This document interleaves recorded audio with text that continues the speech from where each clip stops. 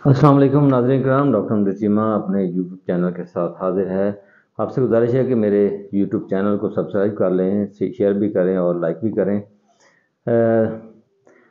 آج دو موضوع پہ بات کریں گے۔ پہلا موضوع جو ہے وہ کپتان کو جیل کے اندر خطرات، جان لیوا خطرات، اس پہ بات کریں گے۔ دوسرا موضوع ہمارا ہوگا سائفر کیس ختم ہو گیا، اعتزاز حسن کیا کہتے ہیں، اس کے بارے میں بتائیں گے۔ تو اس میں آج میں آپ کو اعتزاز حسن کے زبردست جو آرگومنٹس ہیں اس کے بارے میں آپ کو بتاؤں گا۔ سب سے پہلے جو ہمارا مین ٹاپک ہے وہ آج کا وہ ہے کپتان کو جیل کے اندر جان کا خطرہ۔ یہ ہے ہمارا موضوع اور اس موضوع کے گرد گھومتی ہیں بہت ساری چیزیں، اور آج کیونکہ باقاعدہ طور پر عدالت کے اندر کپتان کی اہلیہ نے، بشریٰ بی بی نے اس کا اظہار کر دیا، اس خطرے کا اظہار کر دیا ہے کہ کپتان کو جیل کے اندر کھانے میں زہر کا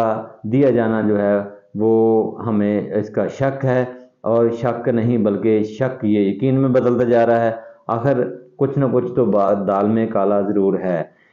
کپتان کو اٹک جیل سے اٹھا کر اڈیالہ جیل میں لایا گیا۔ پہلے وہ اٹک جیل میں رہے ہیں، اتنا عرصہ اٹک جیل میں رہے ہیں، اٹک جیل میں وہ ایڈجسٹ ہو گئے تھے۔ اٹک جیل کے اندر حالانکہ اٹک جیل جو ہے وہ سہولتیں وہاں نہیں تھیں، لیکن پھر بھی کپتان جو ہے وہ اٹک جیل کے اندر بہت زیادہ ایڈجسٹ ہو گئے تھے، اور ان کا دل لگ گیا تھا، یوں وہ آنے کے لیے یہاں سے تیار نہیں تھے۔ لیکن حکومت نے اور ایک عدالتی فیصلے کی آڑ لی اور زبردستی ان کو اڈیالہ جیل میں پھینکا۔ اور اڈیالہ جیل کے اندر اس وقت صورتحال یہ ہے، میں نے کل بھی بتایا تھا، سمیع ابراہیم نے رپورٹ دی تھی، وہ یہ تھی کہ اڈیالہ جیل کے اندر جو کپتان کو کمرہ دیا گیا ہے، کپتان کو رہنے کے لیے جگہ دی گئی ہے، بی کلاس کوئی نہیں ہے، کوئی سہولت نہیں ہے، بدبودار کمرہ ہے، وہاں پر حفظان صحت کے تمام اصولوں کو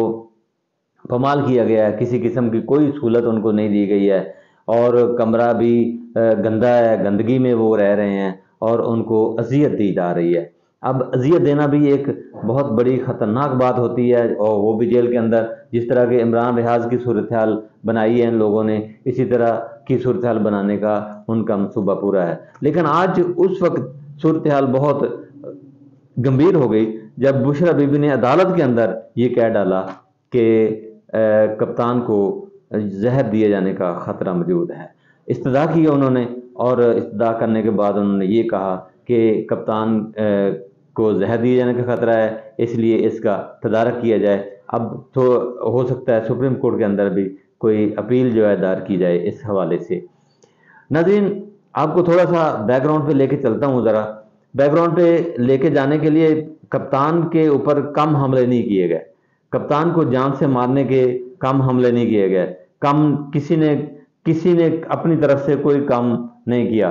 سب سے زیادہ جان لیوا خطرہ جو ہے وہ وزیر آباد کے اندر تھا، جب کپتان کی فائرنگ کی گئی۔ لانگ مارچ میں لے کے جا رہے تھے، لوگوں کا بہت بڑا ہجوم تھا۔ اس ہجوم کے اندر کپتان پہ چاروں طرف سے فائرنگ کی گئی تھی، لیکن کپتان کے ساتھیوں سمیت کپتان کو گولیاں لگ گئی تھی، اور وہ اللہ کی رحمت سے بچ گئے تھے۔ ساتھی بھی بچ گئے تھے، کپتان بھی بچ گیا تھا، لیکن ان کو گولیاں ٹانگ پہ لگ گئی تھیں، اور وہ ٹانگ پہ گولیاں بھی خطرناک ہو سکتی ہیں۔ اس سے پہلے آپ جائیں تو شروع میں بھی کپتان ابھی مینار پاکستان کا ایک بہت بڑا جلسہ کرنے جا رہا تھا، تو اس وقت بھی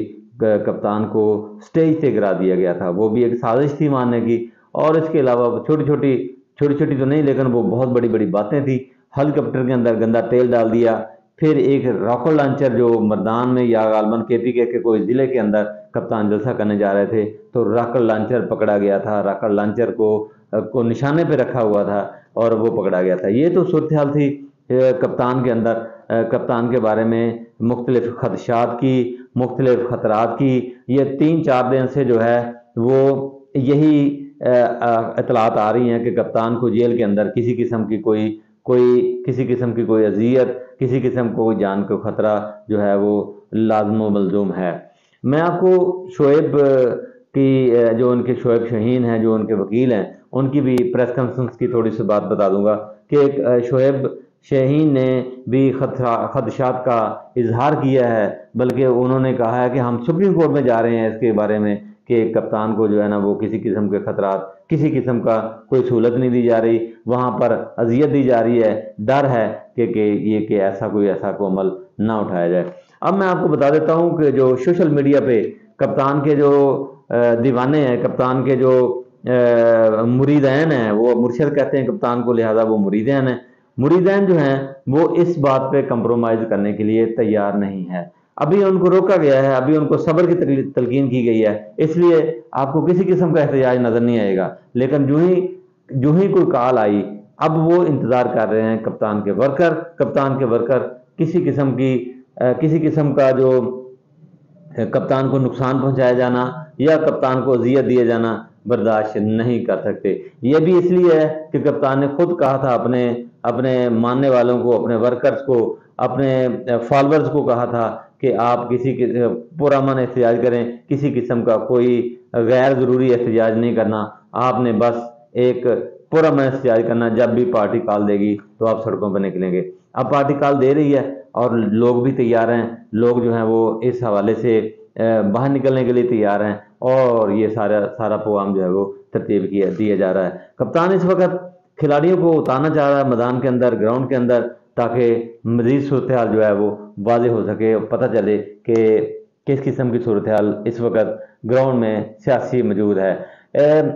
جیسا کہ آپ کو معلوم ہے کہ 21 اکتوبر، اب یہ پتہ نہیں کون سے 21 اکتوبر ہے، یہ 21 اکتوبر 24 کا ہے، 2024 کا ہے، یہ 21 اکتوبر 2025 کا ہے۔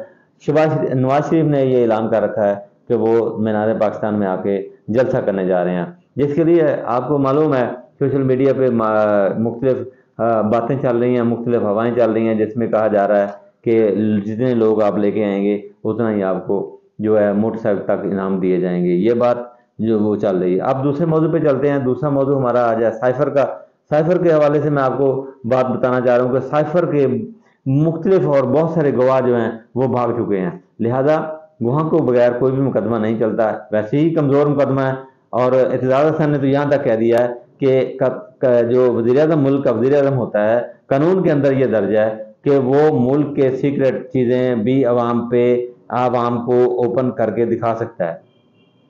یعنی یہ جتنا بھی سیکرٹ ہوگا، پہلے تو یہ کہا جا رہا تھا کہ سائفر ہے ہی نہیں ہے، پہلے یہ کہا جا رہا تھا سائفر ہے، پہلے یہ کہا رہا تھا سازش ہوئی ہے، مداخلت ہوئی ہے، یہ جھگڑا چل رہا تھا، پھر کہا جانے لگا کہ سائفر جو ہے وہ ہے ہی نہیں ہے، اس کا وجود ہی نہیں ہے، یہ کپتان نے لوگوں کو ڈرامہ کیا ہے۔ سابقہ آرمی چیف نے ایک تقریر میں کہا تھا کہ یہ جو ڈرامہ کیا گیا ہے، یہ لوگوں کو ملک کے اندر انتشار پیدا کرنے کی کوشش کی جا رہی ہے، سائفر کسی قسم کی کوئی چیز نہیں ہے۔ لیکن اب جب اپنا کام پڑا، اپنا مطلب پڑا، کپتان کو نیچے ڈالنے کے لیے، کپتان کو آرٹیکل 6 لگانے کے لیے، کپتان پہ بغاوت کا مقدمہ کرنے کے لیے اب یہ سائفر موجود ہے۔ یہ کتنی گھٹیا بات ہے، کتنی نیچی حرکت ہے، کتنا آگے جا چکے ہیں، کتنا آگے جا سکتے ہیں، اور کتنا کپتان کو نقصان پہنچا سکتے ہیں۔ کپتان جو ہے وہ اب بالکل ان کو ننگا کر چکا ہے، جو بھی خفیہ طاقتیں ہیں ان کو ننگا کر چکا ہے، ہر لحاظ سے ننگا کر چکا ہے۔ اب دیکھیں اعتزاز حسن اتنا بڑا وکیل ہے، وہ کہہ رہا ہے کہ کپتان کو یا اس وقت کے وزیر اعظم کو یہ اختیار حاصل تھا جو کیا ہے، تو پھر سائفر کی کیا حیثیت رہے گی؟ ویسے بھی اگر دیکھیں ایک بیان موجود ہیں، ساری چیزیں موجود ہیں۔ پچھلے دنوں سابق آرمی چیف جنرل جو ہے باجوہ ہے، ان کا ریکارڈ جو ہے نا اوپنلی طور پر دکھا دیا گیا تھا میڈیا پہ، اور عدالت کے اندر بھی اس کی تقریر دکھا دی تھی، شاید جو لطیف خوسا صاحب ہیں انہوں نے دکھائی تھی کہ یہ دیکھیں جی سابق جو آرمی چیف ہے وہ یہ کہہ رہا ہے، تو آپ کہاں سے سائفر نکال کے لے کے آئے ہیں؟ اگر سائفر موجود ہے، سائفر کی حقیقت ہے، تو پھر تو آرٹیکل 6 بغاوت ان پہ لگنی چاہیے جنہوں نے رجیم چینج کی، بیرونی طاقتوں کے اشارے پہ رجیم چینج کی، اور رجیم چینج کے نتیجے میں ایک منتخب حکومت کو بدلا، اور منتخب حکومت کو بدلنے کے بعد ملک کے حالات ایسے کر دیے، ایک ایسے بندے کو، ایک ایسی شخصیت کو وزیر اعظم بنایا جس پہ فرد جرم لگنے والا تھا، دوسرے دن تاریخ کے اندر فرد جرم لگنے والا تھا، اور جب جج بتا رہا تھا، پوچھ رہا تھا کہ ملزم کدھر ہے، تو بتایا گیا کہ ملزم مصروف ہے. کس چیز میں مصروف ہے؟ کہ وہ جی حلف اٹھا رہا ہے وزیر اعظم کا. تو یہ تو حالت ہے ہماری، اور لانے والوں کی بھی یہ حالت ہے، اور لانے والے جتنے بھی قابل ہیں یہ ہم سب کو معلوم ہو چکا ہے کہ امریکہ کے اشارے پہ یہ سارے کے سارے جو بونے جو ہیں، یہ بانمتی کا کنبہ جو ہے یہ حکومت پہ قابض ہو گیا، پاکستان پہ قابض ہو گیا، اور پاکستان کی یہ حالت کر دی کہ آج غریب جو ہے وہ دو وقت کی روٹی کو ترس رہا ہے. ناظرین، یہ تو آج کے موضوع، اور انشاءاللہ نیکسٹ ویڈیو کے ساتھ نئے موضوع کے ساتھ حاضر ہوں گے. اللہ حافظ.